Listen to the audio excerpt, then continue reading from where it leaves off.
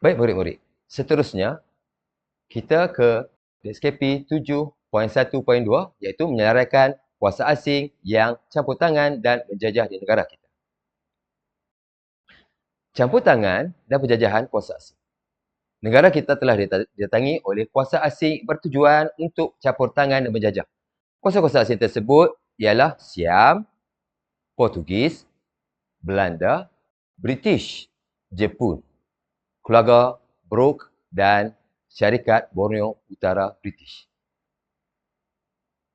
Baik, yang pertama kita lihat penjajahan dari pihak Siam. Di situ kita tengok kota Kuala Muda. Salah satu tempat penjajahan oleh puak Siam. Siam menaungi Kedah, Perlis, Kelantan dan Terengganu. Siam menghadapi masalah untuk mentadbir negeri-negeri tersebut. Pada tahun 1909, semua negeri tersebut diserahkan kepada British melalui Perjanjian Bangkok. Seterusnya, kita lihat penjajah oleh Portugis pada 1511. Salah satu tempat penjajahan, peninggalan penjajahan oleh Portugis ialah kota Formosa di Melaka. Mungkin murid-murid pernah pergi ke Melaka dan lihat kota Formosa masih terkukuh lagi di sana. Pada tahun 1511, Portugis menyerang dan menjajah Melaka. Sultan Melaka cuba merampas kembali Melaka tetapi gagal. Portugis kalah kepada Belanda pada tahun 1641. Seterusnya, Belanda.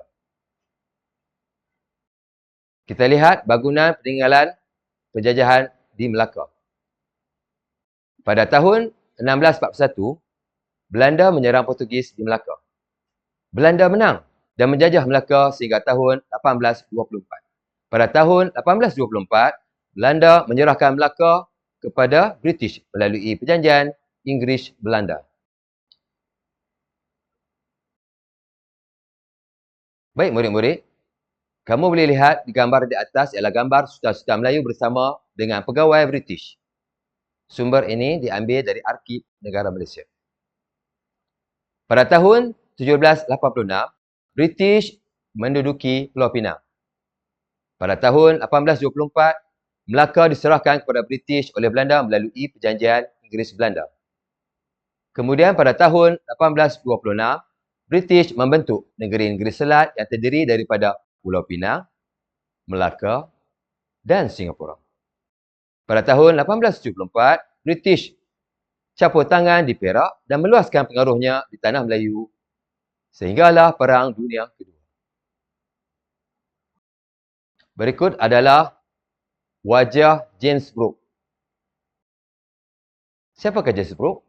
Ya, James Brooke ialah penjajah yang menjajah dan menguasai Sarawak pada tahun 1841. James Brooke juga diberi gelaran Raja Putih. Selepas kematian beliau, Sarawak terus diperintah oleh keluarga Brooke sehingga tahun 1946. Seterusnya, Syarikat Borneo Utara British, SBUB. Pada awalnya, SBUB memperoleh hak untuk menguasai tanah di Borneo Utara. Setelah mendapat piagam diraja kerajaan British, SBUB mentadbir Sabah pada tahun 1881. Penjajahan SBUB berterusan juga hingga ke tahun 1946. Kemudian, negara kita dijajah oleh Jepun. Jepun sebagai kuasa besar dan menjajah tanah Melayu, Sarawak dan Sabah daripada British pada tahun 1942. Jepun menyerah kalah kepada British pada tahun 1945. Seterusnya, setelah Jepun diusir, British kembali menjajah tanah Melayu pada tahun 1945 sehinggalah kita mencapai tahun kemerdekaan pada 1956.